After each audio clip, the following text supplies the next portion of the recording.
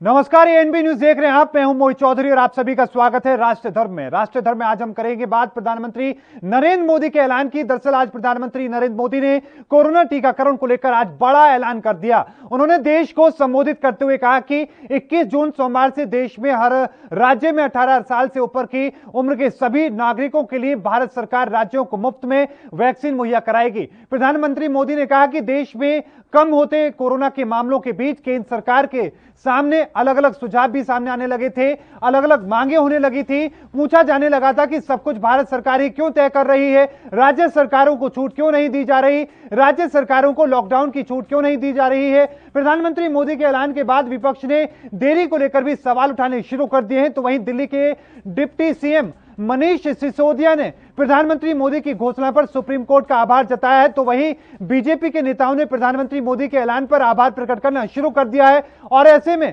प्रधानमंत्री मोदी की घोषणा को सियासी पंडित एक बड़े मास्टर स्ट्रोक के रूप में देख रहे हैं, जिसके बाद विपक्ष ने शोर करना शुरू कर दिया है। 21 जून सोमवार से देश के हर राज्य में 18 वर्ष से ऊपर की उम्र के सभी नागरिकों के लिए भारत सरकार राज्यों को मुफ्त वैक्सीन मुहैया कराएगी। वैक्सीन निर्माताओं से कुल वैक्सीन उत्पादन का 75% हिस्सा भारत सरकार खुद ही खरीदकर राज्य सरकारों को मुफ्त देगी। प्रधानमंत्री श्रीमान नरेंद्र मोदी जी का हृदय से आभार प्रकट करता हूं कि देश में संपूर्ण वैक्सीनेशन का काम अब केंद्र सरकार करेगी। ये बात सच है कि अलग अलग राज्यों ने ये मांग की थी कि वैक्सीनेशन का काम राज्य क्यों ना करें। जी, ये जानकारी मिली अभी कि उन्होंने वैक्सीन फ्री कर दी है दोबारा। एक बार बजट में अनाउंस हुआ था काफी संशय के बाद, फिर 45 साल और उसके ऊपर का अलग केंद्र सरकार करेगी अपनी ओर से, बाकी राज्य सरकारें खरीदेंगी। तो देर आए दुरुस्त है, जो होना चाहिए था अब दोबारा फिर से हो रहा है। ये तो चेंज ही नहीं करना चाहिए था, गलत नीति थी। शुरू हो चुके हैं और इसी के साथ सवाल यह भी क्यों कि आखिरकार जो देरी हुई है उसको लेकर भी सवाल उठ रहे हैं और सीधे तौर पर कांग्रेस के कई नेताओं ने इस बात को लेकर सवाल उठाए। तो वहीं आपको यह भी बताते चले कि आम आदमी पार्टी ने एक तंज भरे लहजे में यह बात कही। उनका कहना है कि सुप्रीम कोर्ट का आभार, जो आज प्रधानमंत्री मोदी ने यह फैसला लिया है, उनका यह मानना है, उनका यह दावा है डिप्टी सीएम मनीष सिसोदिया का कि यह फैसला सरकार पहले भी ले सकती थी, लेकिन जब सुप्रीम कोर्ट ने इस पूरे मामले को लेकर दखल दी, इसके बाद जो सुप्रीम कोर्ट के दखल के देने के बाद में केंद्र सरकार जो हरकत में आई है, केंद्र सरकार को यह फैसला पहले ही ले लेना चाहिए था। और इसके साथ ही आपको यह भी बताते चले कि बीजेपी शासित तमाम जो मुख्यमंत्री हैं, तमाम जो नेता हैं, उनका जो आभार प्रकट करने का सिलसिला शुरू कर चुके हैं। लेकिन इसके साथ इन तमाम चीजों को लेकर हम चर्चा करने की कोशिश करेंगे। हमारे साथ राहुल आनंद जी जुड़ चुके हैं बीजेपी से। आपका बहुत बहुत स्वागत है सर ये एनबी न्यूज पर। साथ में अजय वर्मा हमारे साथ जुड़ चुके हैं कांग्रेस से। आपका भी बहुत बहुत स्वागत है।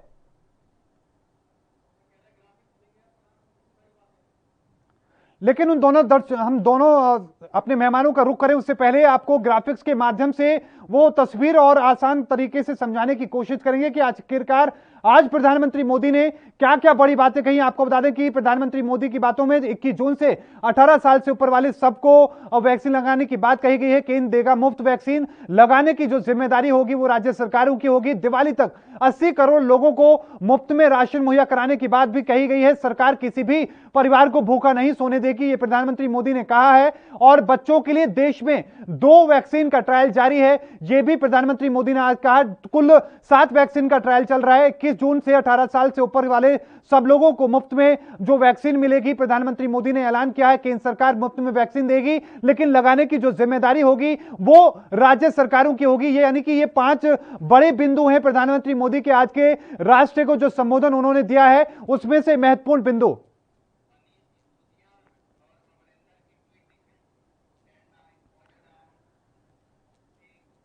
लेकिन साथ में अगर हम विपक्ष की बात करें तो विपक्ष ने ट्वीट के जरिए भी और बयानों के जरिए भी सरकार के इस फैसले को लेकर अपनी बात कही है।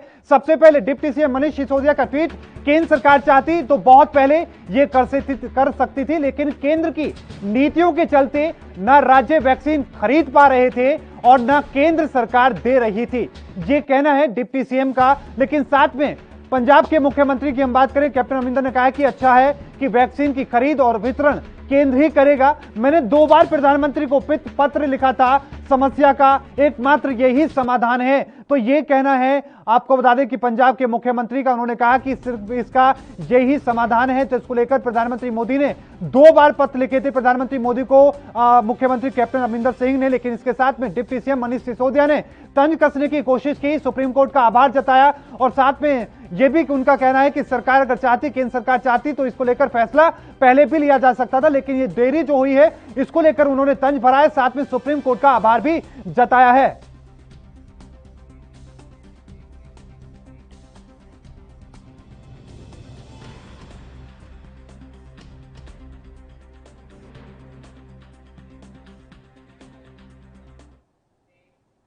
और इन तमाम चीजों को लेकर कि जिस तरीके से विपक्ष सवाल उठा रहा है, जिस तरीके से सरकार ने दावे किए, इन तमाम चीजों को लेकर हम चर्चा करने की कोशिश करेंगे। लेकिन उससे पहले जाएंगे एक छोटे से ब्रेक पर, ब्रेक के उस पार चर्चा का सिलसिला शुरू करेंगे।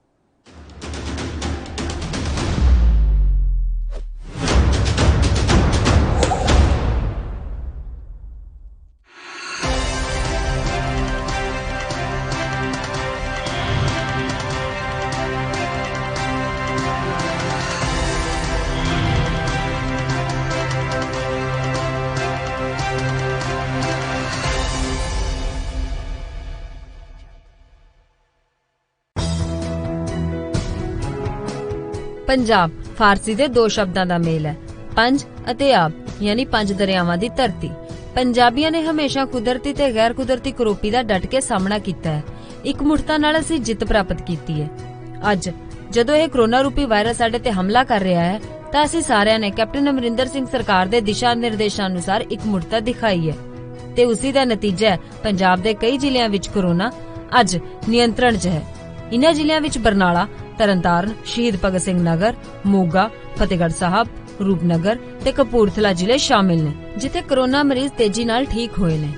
ਇਸ ਤੋਂ ਇਲਾਵਾ ਬਾਕੀ ਜ਼ਿਲ੍ਹਿਆਂ ਵਿੱਚ ਵੀ ਰਿਕਵਰੀ ਦਰ ਦੇਸ਼ ਦੇ ਦੂਜੇ ਜ਼ਿਲ੍ਹਿਆਂ ਜਾਂ ਸ਼ਹਿਰਾਂ ਨਾਲੋਂ ਬਹੁਤ ਜ਼ਿਆਦਾ ਹੈ। ਸਰਕਾਰ ਨੇ ਜਿਹੜਾ ਇੱਕ ਫਤਿਹ 2 ਚ ਮੁਹਿੰਮ 'ਚ ਦੱਸਿਆ ਕਿ ਵੀ ਰੂਰਲ ਏਰੀਆ ਦੇ ਵਿੱਚ ਸਾਰੀ ਸੈਂਪਲਿੰਗ ਕੀਤੀ ਜਾਵੇ, ਡੋਰ ਟੂ ਡੋਰ ਸੈਂਪਲਿੰਗ ਕੀਤੀ ਜਾਵੇ ਔਰ ਉਸੇ ਟੀਚੇ ਦੇ ਨਾਲ ਸਾਰੀਆਂ ਸਾਡੀਆਂ ਟੀਮਾਂ ਜਿਹੜੀਆਂ ਹੈਗੀਆਂ ਉਹ ਵਿਲੇजेस 'ਚ ਸੈਂਪਲਿੰਗ ਕਰ ਰਹੀਆਂ ਨੇ।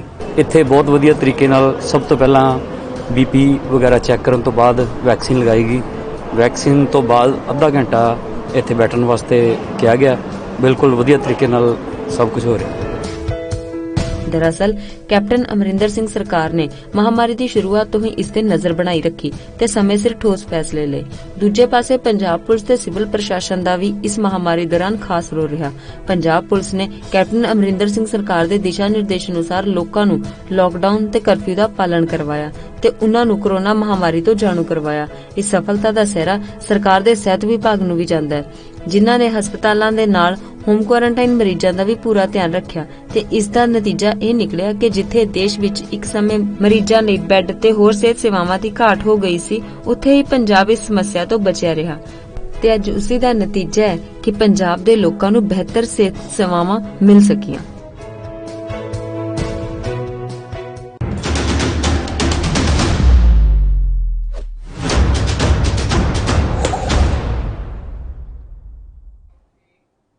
ब्रेक के बाद एक बार फिर से आपका स्वागत है और चर्चा का शुभारंभ करते हैं। आपको बता दें कि हमारे साथ आज चर्चा में हिस्सा लेने के लिए राहुल आनंद बीजेपी से जुड़े हैं। आपका बहुत बहुत स्वागत है सर ये एनबी न्यूज पर। अजय वर्मा हमारे साथ कांग्रेस से जुड़े हैं, आपका भी बहुत बहुत स्वागत है। सबसे पहले राहुल आनंद जी, आपका रुख करना चाहूंगा, ये जो फैसला है देर से लिया गया है, इसको लेकर ये विपक्ष के द्वारा बातें कही जा रही हैं।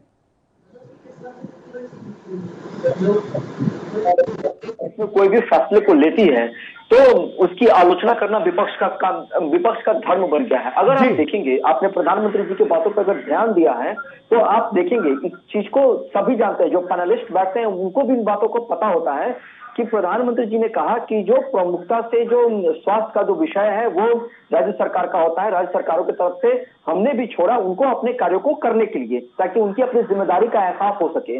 लेकिन जब बाद में उन्होंने अपने संबोधन को कहा तो उसमें एक बात को उन्होंने ये भी स्पष्ट किया कि कुछ राज्यों से ये भी आया है कि आप पहले की तरह स्थिति को बहाल कर दीजिए। तो ये कहीं ना कहीं साबित होता है कि केंद्र सरकार पे भरोसा उन राज्यों का भी रहा था, और जो स्थिति, जो वैक्सीन बर्बाद हो रही थी और वैक्सीन को लेकर जो सियासत की जा रही थी खास कर ये यहाँ पर उजागर हुआ है। लेकिन Rahul Anand ji, try and test में लोगों की जान के साथ समझौता नहीं हो सकता ना। देखिए, इसकी जिम्मेदारी राज्य सरकारों को लेनी थी। आपने उनकी बातों को अगर ध्यान से सुना है तो आप उसमें एक चीज ये भी पाएंगे कि अभी तक जो कांग्रेस शासित प्रदेश है, मैं आपको एक बात तो बताता हूं कि अभी तक जो कांग्रेस शासित प्रदेश है, जिसमें से आपको छत्तीसगढ़ है, दिल्ली की मैं भी बात कर रहा हूं, दिल्ली तो हालांकि नहीं है लेकिन हमारे विपक्ष में बैठे हैं, दिल्ली है, झारखंड है, महाराष्ट्र है, पंजाब है और राजस्थान है। राजस्थान और महाराष्ट्र को अगर आप उठा लें तो यही दो प्रदेश ऐसे हैं जो करोड़ों के आंकड़ों को पार किए हैं। लेकिन इसके अलावा जो बीजेपी शासित प्रदेश हैं, गुजरात हो गया, कर्नाटक हो गया, एमपी हो गया, यूपी हो गया, बिहार हो गए, ये लोग करोड़ों के आंकड़े को पार कर चुके हैं। तो ये कहीं ना कहीं यह स्पष्टता जरूर दिखाता है कि हम प्रतिबंधित हैं वैक्सीन को लेकर, हर एक नागरिक की जान को सुरक्षा करने को लेकर। और लेकिन राहुल जी, एक बात, क्या आपको नहीं लगता कि देरी हुई फैसले में? देखिए, ऐसा कहना मेरे लिए उचित नहीं होगा और ये देरी की बात नहीं है। ठीक है सर, क्योंकि इसके पहले ठीक है, अजय वर्मा जी को भी इसमें शामिल कर लेते हैं। अजय वर्मा जी, स्वागत है आपका एएनपी न्यूज पर। अब पहला कमेंट सर इसी बात को लेकर कि ये फैसला जो आज लिया गया है ये मास्टर स्ट्रोक है या फिर दबाव में लिया गया फैसला है? कोई मास्टर स्ट्रोक नहीं है। पढ़े लिखे लोगों में और बिना पढ़े लिखे लोगों में इतना फर्क है। मनमोहन सिंह जी जब प्रधानमंत्री थे पूरा देश जानता था कि भारत की अर्थव्यवस्था, हर चीज के निर्णय क्या थे, और वर्तमान जो तमाशा राजा हैं पूरा देश देख रहा है कि किस तरह का तमाशा करते हैं। ये भूल सुधार कानूनन वैक्सीन लगाना हमेशा केंद्र की जिम्मेदारी रही है। ये डिजास्टर मैनेजमेंट में एक्ट है जी। राज्यों से वैक्सीन लाने का कहना नासमझी थी देश की राजा की। विपक्ष के विरोध और सुप्रीम कोर्ट की नाराजगी के बाद ये भूल सुधार हुई है। अगर फ्री वैक्सीन का फैसला 5 महीने पहले आया होता तो कई देशवासी आज जिंदा रहे होते और लाखों लोगों की जान बच गई होती। यकीनन। ठीक है, ज्ञान की बातें और सुन लीजिए। 16 जनवरी से 6 जून तक, आज जिले इलाई कह रहे थे कि 16 जनवरी से 6 जून तक यानी 142 दिन में 23 करोड़ लोगों का वैक्सीनेशन हुआ है जी। मैं तो नहीं कह रहा, ये बात जिले इलाई ने कही है जी, देश के राजा ने कही है। 43, ठीक है जी। अब बचे हमारे देश के 100 करोड़ लोग, तो अब आप 142 गुणा 4 बराबर 568 समझ गए ना आप जी। ये सारे टीवी पे झूठ दिखाते हैं, दिसंबर तक कर देंगे। यानी अब 23 करोड़ में, अब ये और आप पूछ लीजिए जरा कि 23 करोड़ में फर्स्ट टाइम डोज लेने वाले कितने थे, ये मत पूछना। तो ये ज्ञान की बातें सिवाय मन को बहलाने के लिए गालिब ये ख्याल अच्छा है, झूठ बोलो, झूठ दिखाओ, झूठ उगाओ, चाहे नौकरी हो, रोजगार हो, व्यापार हो, जीडीपी हो, कोरोना हो, मौतों के आंकड़े हो, गंगा में मौतों का आंकड़ा हो और विकास का मामला हो। सरकार केवल एक काम है, चुनाव लड़ो, सरकार बनाओ और देश के हालात खराब करो। तो अब आप बताइए कौन सही है कौन गलत है। नहीं, ठीक है, इस पे कमेंट लेता हूँ। राहुल जी, दिल बहलाने के लिए अपने आप इस तरीके की चीजें कर रहे हैं, और ये काम पहले हो गया होता तो इतने लोगों की जान ना जाती। देखिए, सबसे अहम बात यह है कि जो हमारे बड़े भाई बैठे हैं वो लोग खुद कंफ्यूज हैं। अभी एक राहुल गांधी जी का ट्वीट आया है, मात्र 5 मिनट पहले की बात मैं बता रहा हूँ। उन्होंने उस ट्वीट में एक बात का जिक्र किया है कि बड़ा सिंपल सा एक सवाल मैं पूछना चाहता हूँ कि जब वैक्सीन आपने फ्री कर दिया तो फिर प्राइवेट हॉस्पिटल उसको क्यों बेचेंगी करके। तो ये जो इस प्रकार का जो सवाल है जिसका जवाब प्रधानमंत्री जी ने भी दे दिया है अपने उस संबोधन में।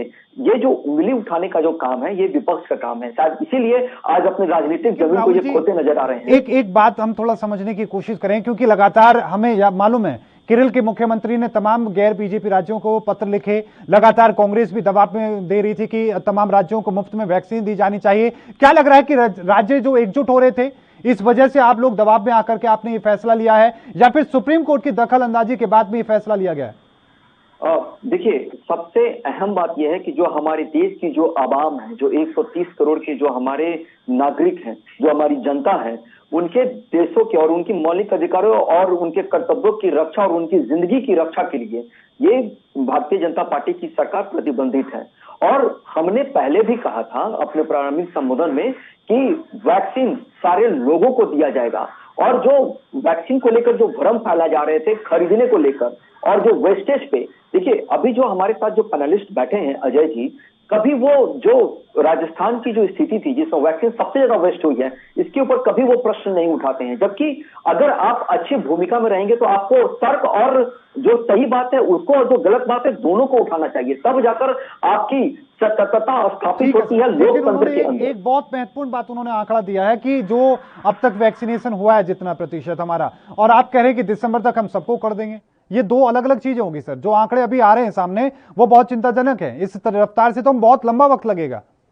देखिए आपको एक चीज, और मैं अपने देशवासियों को एक चीज स्पष्ट कहना चाहता हूं कि मोदी है तो मुमकिन है। और आपने कहा कि 7 कंपनियां और भी बनाने को तैयार हैं जो बनाने जा रही है। अगर एक कंपनी का प्रोडक्शन अगर आप 10 करोड़ का रख लेते हैं, क्योंकि अभी जो सीरम बायोटेक है उसने 10 करोड़ के अपने आंकड़े को छूने का प्रयास करने जा रही है जून के महीने में, ये देख लिया जाए कि उसकी क्या कैपेसिटी होती है प्रोडक्शन से, इससे अंदाजा लगाया जा सकता है। क्योंकि पहले 2 कंपनियां बनाती थी, अब हमारे पास 10 कंपनियां बना रही है। तो जाहिर सी बात है कि जो हमने जो लक्ष्य तय किया है और संसाधनों की उपलब्धता के आधार पर उस लक्ष्य को हम हासिल करने में कहीं ना कहीं जरूर सफलता हासिल करेंगे। जो बच्चा अभी पैदा ही नहीं हुआ उसकी शादी करा रहे हैं सर आप, जहां पर अभी ट्रायल चल रहे हैं सर, जिस चीज के ट्रायल चल रहे हैं आप उसको लेकर कह रहे हैं कि हम उन तमाम चीजों को देख करके हमने ये फैसला लिया कि हम दिसंबर तक वैक्सीन पूरी लगा देंगे। देखिए मोदी, भारत के यशस्वी प्रधानमंत्री जी ने इस बात को कही है, तो जो मोदी जी जो बात वो कहते हैं वो कोई काट नहीं सकता है, और इसको हमने प्रूफ किया है। वो कुछ सोचकर कुछ समझकर ही इन बातों को कहा जा रहा होगा, ना कि जो हमारे राहुल गांधी जी हैं उनके तरह बिना तर्क वाली बात करते हैं।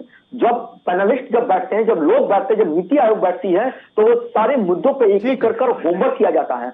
होमवर्क करने का ही नतीजा होता है। इसमें मैं अजय जी का भी रुख करना चाहूंगा, लेकिन उससे पहले एक छोटे से हम ब्रेक पर जा रहे हैं, जल्द हाजिर होते हैं, उसके बाद चर्चा का सिलसिला फिर से शुरू करते हैं।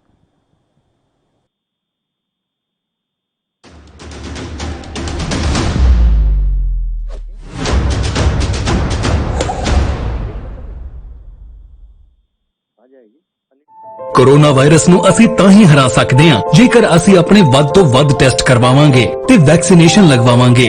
जैसे थोनू कोई थोड़ी बीमारी भी लगे, थोनू लगे कि मैनू मेरी छाती च दर्द है या मैनू खांसी हो गई या मैनू जुकाम हो गया या मेरा बदन दर्द है, तुसी वेट ना करो, टेस्ट कराओ। पंजाब सरकार ਵੱਲੋਂ कोरोना वायरस ਨਾਲ ਨਜਿੱਠਣ ਲਈ ਪੰਜਾਬ ਦੇ ਪਿੰਡਾਂ ਵਿੱਚ ਵੈਕਸੀਨੇਸ਼ਨ ਡਰਾਈਵ ਚਲਾਈ ਗਈ ਹੈ ਤਾਂ ਜੋ 18 ਸਾਲ ਤੋਂ ਉੱਪਰ ਦੇ ਸਾਰੇ ਲੋਕ ਜਲਦ ਤੋਂ ਜਲਦ ਆਪਣੀ ਵੈਕਸੀਨੇਸ਼ਨ ਕਰਵਾ ਸਕਣ। ਪੂਰੇ ਪੰਜਾਬ ਦੇ ਪਿੰਡਾਂ ਲਈ ਕੋਵਿਡ ਟੈਸਟਿੰਗ ਕੇਂਦਰ ਸਥਾਪਿਤ ਕੀਤੇ ਗਏ ਨੇ। ਜੇਕਰ ਤੁਹਾਨੂੰ ਬੁਖਾਰ ਜ਼ੁਕਾਮ ਜਿਹੇ ਲੱਛਣ ਮਹਿਸੂਸ ਹੁੰਦੇ ਹਨ ਤਾਂ ਤੁਰੰਤ ਆਪਣਾ ਕੋਰੋਨਾ ਵਾਇਰਸ ਦਾ ਟੈਸਟ ਕਰਵਾਓ। ਕੋਰੋਨਾ ਸੰਬੰਧੀ ਜਾਣਕਾਰੀ ਲਈ 104 ਹੈਲਪਲਾਈਨ ਤੇ ਕਾਲ ਕਰੋ। तो तुसी प्लीज इस गल तो हुण मेरी गल मनो कि आपां पंजाब नूं बचाउणा है, अपने परिवारां नूं बचाउणा है, अपने पिंड नूं बचाउणा है, तुसी अपने महल्लिਆਂ नूं बचाउणा है। तुसी जो दस्सिया डॉक्टरां ने करो। हिदायतां दी पालना करके आओ मिल के करिए कोरोना ते फतेह। यही है साडा मिशन फतेह।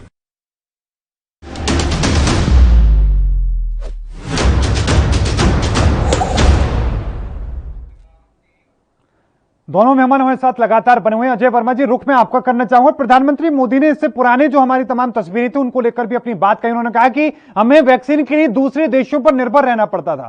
आज हमारे देश में अपनी खुद की 2 उनका वैक्सीनेशन जारी है और 7 पर अभी ट्रायल चल रहा है। फिर झूठ बोलते हैं।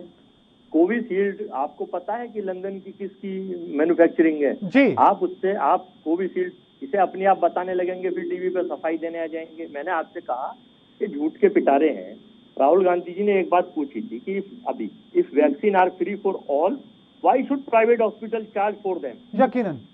ठीक है, ये केवल पता है क्या कर रहे हैं, no vaccine no vacancy only blue टिक।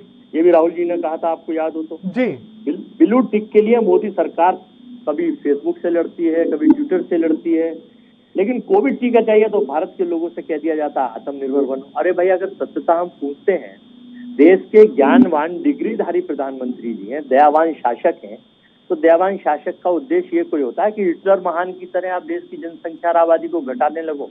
नहीं भाई, ये तो देशवासी, आप हम देखिए, हम प्रधानमंत्री पद बड़ा गरिमा का पद होता है, हम प्रधानमंत्री पद का सम्मान करते हैं। यकीनन।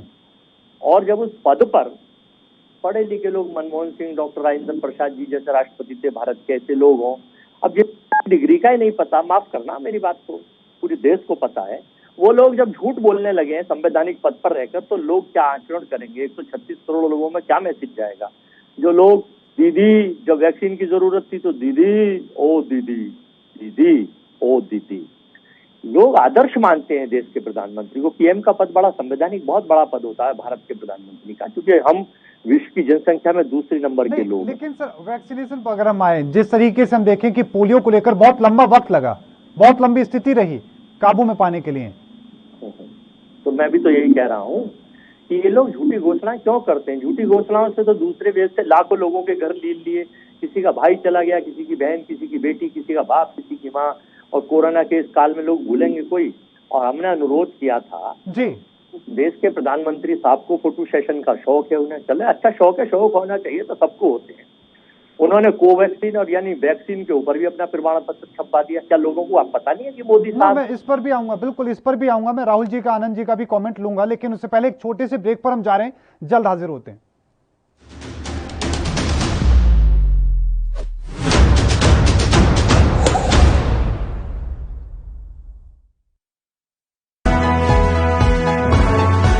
ਪੰਜਾਬ ਵਸਦਾ ਗੁਰਾਂ ਦੇ ਨਾਂ ਤੇ ਸਵੇਰ ਸ਼ਾਮ ਸਰਬੱਤ ਦੇ ਭਲੇ ਦੀ ਗੱਲ, ਏਕ ਪਿਤਾ ਏਕਸ ਕੇ ਹਮ ਬਾਰਿਕ ਦੀ ਸਿੱਖਿਆ, ਕਿਰਤ ਕਰਨਾ, ਨਾਮ ਜਪਣਾ ਤੇ ਵੰਡ ਛਕਣ ਦੀ ਸਿੱਖਿਆ, ਗੁਰੂ ਸਾਹਿਬਾਨ ਦੇ ਫਲਸਫੇ ਦੀ ਗੱਲ।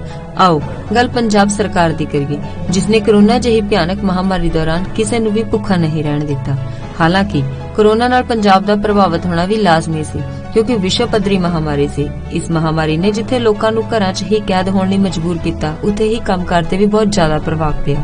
ਪਰ ਪੰਜਾਬ ਸਰਕਾਰ ਨੇ ਇਸ ਔਖੀ ਘੜੀ ਦੌਰਾਨ ਲੋਕਾਂ ਤੇ ਬੋਝ ਨਹੀਂ ਪੈਣ ਦਿੱਤਾ ਤੇ ਉਨ੍ਹਾਂ ਲਈ ਰਾਸ਼ਨ ਤੇ ਹੋਰ ਜ਼ਰੂਰੀ ਸੇਵਾਵਾਂ ਦਾ ਇੰਤਜ਼ਾਮ ਕੀਤਾ। ਅਜਿਹੇ ਹਾਲਾਤਾਂ 'ਚ ਸਰਕਾਰ ਦੀਆਂ ਸੇਵਾਵਾਂ ਬਹੁਤ ਮਹੱਤਵ ਰੱਖਦੀਆਂ ਨੇ। ਇਨ੍ਹਾਂ ਸੇਵਾਵਾਂ ਵਿੱਚ ਡਾਇਲ 112 ਤੇ 181 ਮੁੱਖ ਤੌਰ ਤੇ ਸ਼ਾਮਿਲ ਨੇ। ਇਨ੍ਹਾਂ ਨੰਬਰਾਂ ਤੇ ਕੋਈ ਵੀ ਹੋਮ ਕੁਆਰੰਟਾਈਨ ਮਰੀਜ਼ ਆਪਣੇ ਤੇ ਆਪਣੇ ਪਰਿਵਾਰ ਲਈ ਘਰ ਬੈਠੇ ਹੀ ਖਾਣਾ ਮੰਗਵਾ ਸਕਦਾ ਹੈ ਤੇ ਇਸ ਸੇਵਾ ਤੇ ਪੰਜਾਬ ਪੁਲਿਸ ਖੁਦ ਖਾਣਾ ਲੈ ਕੇ ਮਰੀਜ਼ ਦੇ ਘਰ ਪਹੁੰਚ ਜਾਂਦੀ ਹੈ। ਕੋਵਿਡ ਦੇ ਮਰੀਜ਼ਾਂ ਲਈ ਪੰਜਾਬ ਸਰਕਾਰ ਦੇ ਦਿਸ਼ਾ ਨਿਰਦੇਸ਼ ਮੁਤਾਬਕ ਜਦੋਂ ਵੀ ਕੋਈ 112 ਜਾਂ 181 ਤੇ ਕਾਲ ਸਾਡੇ ਕੰਟਰੋਲ ਰੂਮ ਤੇ ਕਾਲ ਆਉਂਦੀ ਆ, ਉੱਥੋਂ ਸਾਨੂੰ ਦੱਸਿਆ ਜਾਂਦਾ ਤੇ ਅਸੀਂ 20-25 ਮਿੰਟਾਂ ਦੇ ਵਿੱਚ ਉੱਥੇ ਖਾਣਾ ਲੈ ਕੇ ਪਹੁੰਚਦੇ ਹਾਂ। ਦਰਅਸਲ ਸਿਹਤ ਵਿਭਾਗ ਦੁਆਰਾ ਘੱਟ ਲੱਛਣਾਂ ਵਾਲੇ ਕੋਰੋਨਾ ਮਰੀਜ਼ਾਂ ਨੂੰ ਘਰ ਵਿੱਚ ਹੀ ਹੋਮ ਕੁਆਰੰਟਾਈਨ ਕੀਤਾ ਜਾਂਦਾ ਹੈ ਤਾਂ ਜੋ ਵਧੇਰੇ ਲੱਛਣ ਵਾਲੇ ਤੇ ਗੰਭੀਰ ਮਰੀਜ਼ਾਂ ਨੂੰ ਹਸਪਤਾਲ ਵਿੱਚ ਦਾਖਲ ਕੀਤਾ ਜਾ ਸਕੇ। ਪਰ ਘਰ 'ਚ ਕੁਆਰੰਟਾਈਨ ਮਰੀਜ਼ਾਂ ਨੂੰ ਤੇ ਉਹਨਾਂ ਦੇ ਪਰਿਵਾਰਕ ਮੈਂਬਰਾਂ ਨੂੰ ਕਿਸੇ ਤਰ੍ਹਾਂ ਦੀ ਕੋਈ ਪਰੇਸ਼ਾਨੀ ਨਾ ਆਵੇ, ਇਸ ਦੇ ਲਈ ਪੰਜਾਬ ਦੀ ਕੈਪਟਨ ਅਮਰਿੰਦਰ ਸਿੰਘ ਸਰਕਾਰ ਨੇ 112 ਤੇ 181 ਸੇਵਾਵਾਂ ਸ਼ੁਰੂ ਕੀਤੀਆਂ ਨੇ, ਜਿੱਥੇ ਕੋਰੋਨਾ ਮਰੀਜ਼ ਆਪਣੇ ਤੇ ਆਪਣੇ ਪਰਿਵਾਰ ਲਈ ਫ੍ਰੀ ਖਾਣਾ ਮੰਗਵਾ ਸਕਦੇ ਨੇ। ਇਸ ਤੋਂ ਇਲਾਵਾ ਸਿਹਤ ਵਿਭਾਗ ਸਮੇਂ-ਸਮੇਂ ਤੇ ਘਰ ਵਿੱਚ ਕੁਆਰੰਟਾਈਨ ਮਰੀਜ਼ਾਂ ਦੀ ਸਾਰ ਵੀ ਲੈਂਦੀ ਰਹਿੰਦੀ ਹੈ ਤਾਂ ਜੋ ਉਹਨਾਂ ਨੂੰ ਸਲਾਹ ਸਹੀ ਮਿਲ ਸਕੇ ਤੇ ਉਹਨਾਂ ਦਾ ਸਹੀ ਤਰ੍ਹਾਂ ਇਲਾਜ ਹੋ ਸਕੇ। ਪੰਜਾਬ ਪੁਲਿਸ ਤੇ ਪੰਜਾਬ ਸਰਕਾਰ ਦੇ ਇਸ ਉਪਰਾਲੇ ਦੀ ਕਾਫੀ ਸ਼ਲਾਘਾ ਹੋ ਰਹੀ ਹੈ।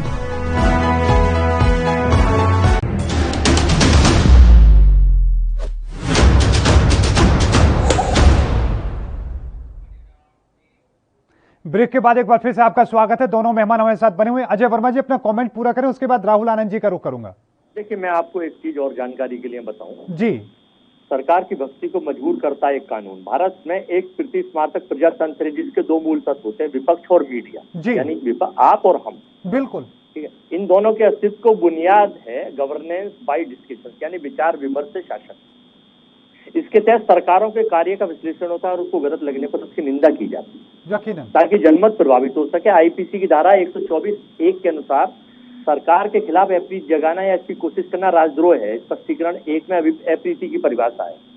जब अभिव्यक्ति या शत्रुता की समझ भावना, जरा सोचिए अगर सरकार के कुप्रबंध के कारण दवा, बेड्स, ऑक्सीजन, वैक्सीन की कमी और कोरोना से लोग अस्पताल के बाहर मरे और परिवार सार्वजनिक रूप से विलाप करे तो क्या लोगों में सरकार के प्रति प्रीति की भावना पैदा होगी? यकीनन। महात्मा गांधी ने 1922 में अपने खिलाफ लगे इस धारा पर अदालत में कहा था, प्रीति किसी कानून से या जबरदस्ती पैदा नहीं की जा सकती, यानी प्यार।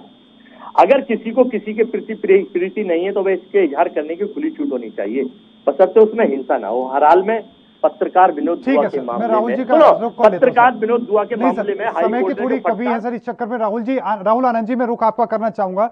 एक तो अजय वर्मा जी की तमाम बातों का जवाब, लेकिन साथ में एक सवाल ये भी होगा कि अब तस्वीर किसकी होगी सर्टिफिकेट पर?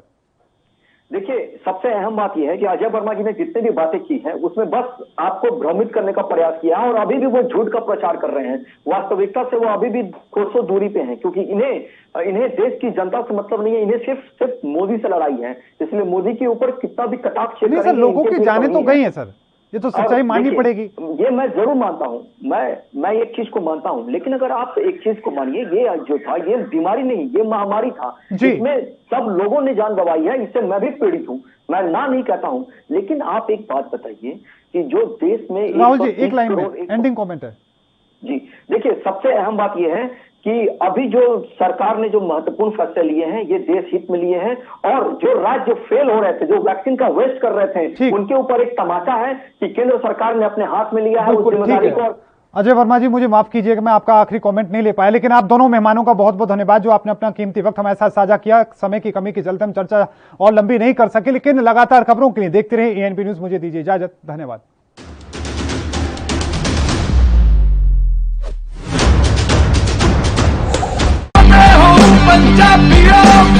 वैक्सीन जरूर करवानी है, तुसीं थोड़ी एंटीबॉडीज ਵਧਾਉਣੇ ਨੇ।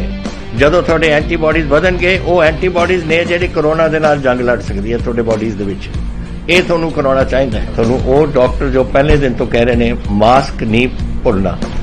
ਅਗਰ ਕਿਸੇ ਨੂੰ ਕੋਵਿਡ ਹੋ ਵੀ ਚੁੱਕਿਆ ਉਹਨੂੰ ਵੀ ਦੇਖੋ ਕਿ ਮਾਸਕ ਪਹਿਨੇ, ਕਿਉਂਕਿ ਸਟ੍ਰੇਨਸ ਬਦਲਦੇ। ਇਹ ਜਿਹੜੇ ਸਟ੍ਰੇਨ ਨੇ ਨਾ ਕਰੋਨਾ ਦੇ, ਇਹਨਾਂ ਦੀ ਮਿਊਟੈਂਟਸ ਬਣ ਜਾਂਦੇ ਨੇ। ਇਸ ਕਰਕੇ ਤੁਸੀਂ ਉਹ ਜੋ ਬੇਸਿਕ ਚੀਜ਼ਾਂ ਨੇ, ਮਾਸਕ ਪਹਿਨਣਾ, ਹੱਥ ਧੋਣੇ, सोशल डिस्टेंसिंग रखनी ये जरूरी है। ਤੁਹਾਨੂੰ